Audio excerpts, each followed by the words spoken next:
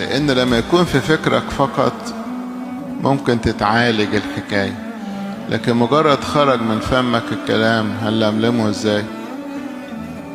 انت قلت كلام فيه انتقام وفيه قساوة، هجيبه ازاي؟ هجيبه ازاي من الهوا؟ وصل للناس، تجمعه تاني ازاي؟ عشان كده مستوى ان انا اضبط فكري ما يبقاش فيه اي فكرة سلبية، او ان انا افكر بطريقة الشيطان والدراع والقوة والغلبة والكلام الكتير، هبقى قديس. لكن لو انا افكاري متعبة لكن بقدر اضبط لساني، تبقى رجل كامل زي ما قال القديس يعقوب في رسالته.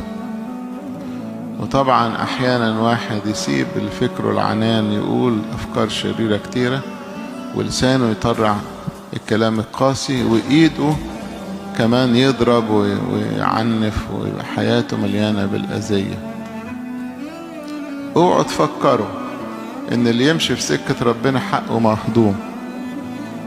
اوعوا تفكروا ان انا لما سامح واحد شتمني ان انا اتغلبت.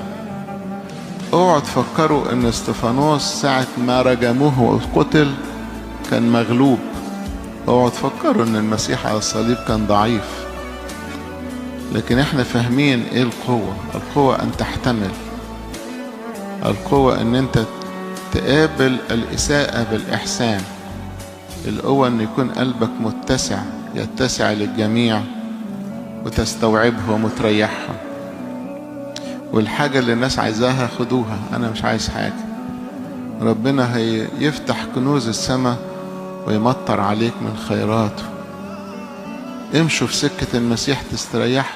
هو قال كده: تجدوا راحة لنفوسكم، تعلموا مني لأني وديع ومتواضع القلب فتجدوا راحة لنفوسكم. وقال: احملوا نيري عليكم.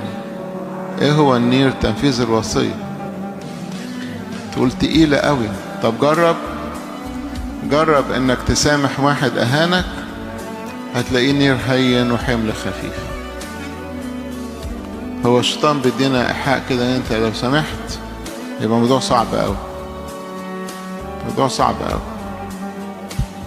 لسه واحدة مقابلاني بتقول لي انا مش قادرة انسى القاسية بتاعت حد اذاني. انا مسامحاها لكن مش قادرة انسى. بتضحك على نفسي بكلمة مش قادرة انسى. وهي قالت لي صلي لولادي. قلت لها عشان ربنا يبارك ولادك سامح الست دي.